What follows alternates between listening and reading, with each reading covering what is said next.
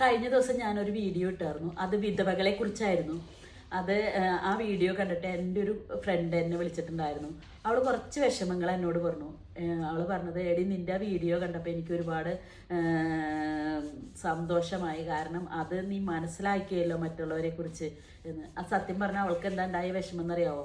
അവളുടെ കുട്ടി, മൂത്ത കുട്ടിക്ക് ഒരു 2 വയസ്സും ഇളയ കുട്ടി ഗർഭിണിയായിരിക്കുമ്പോഴാണ് അവളുടെ ഹസ്ബൻഡ് മരിക്കുന്നത്.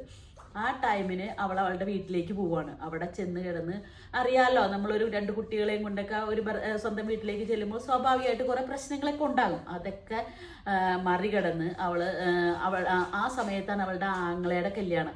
അപ്പോൾ ഇവളെ സന്തോഷമായ ആഘോഷമായ കാര്യങ്ങളിൽ നിന്നൊക്കെ മാറ്റി നിർത്തി അന്ന് അവൾക്കതൊരു വിഷമമായിരുന്നു. ഇതൊക്കെ കഴിഞ്ഞ് കുറേ കഴിഞ്ഞപ്പോൾ അവളൊരു വീടൊക്കെ വാങ്ങിച്ച് പാല് കാച്ചലിൻ്റെ ഒരു സമയം വന്നപ്പോഴും അപ്പോഴും പറഞ്ഞു, വിധവകൾ പാല് കാച്ചണ്ട, അത് നല്ലതല്ല എന്ന് പറഞ്ഞു അപ്പോഴും മാറ്റി നിർത്തി.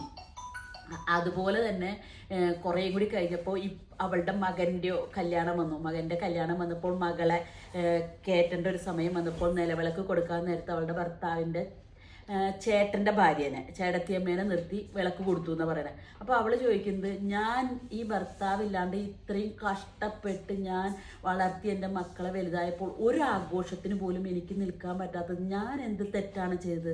ഭർത്താവ് മരിച്ചു പോയിട്ടും ഞാൻ ഈ മക്കളെ വളർത്തിയതും കഷ്ടപ്പെട്ടതൊന്നും ഒന്നുമല്ലേ?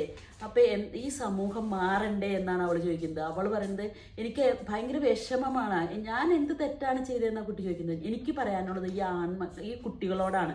അമ്മ ഇങ്ങനെ കഷ്ടപ്പെട്ട് വളർത്തിയ മക്കളെല്ലാം എന്തൊരു ആഘോഷം വന്നാലും ബന്ധുക്കളും സ്വന്തക്കാരും എന്തൊക്കെ പറഞ്ഞാലും മുന്നിൽ നിർത്തി കാര്യങ്ങൾ നടത്തേണ്ടത് നിങ്ങളാണ്. നിങ്ങൾക്ക് അറിവായില്ലേ എത്ര കഷ്ടപ്പെട്ടിട്ടാണ് നിങ്ങൾ ഇവിടം വരെ വളർത്തിയെന്നുള്ളത്? അപ്പം അങ്ങനെ ചെയ്യണമെന്നാണ് എനിക്ക് തോന്നുന്നത്. ശരിയല്ലേ?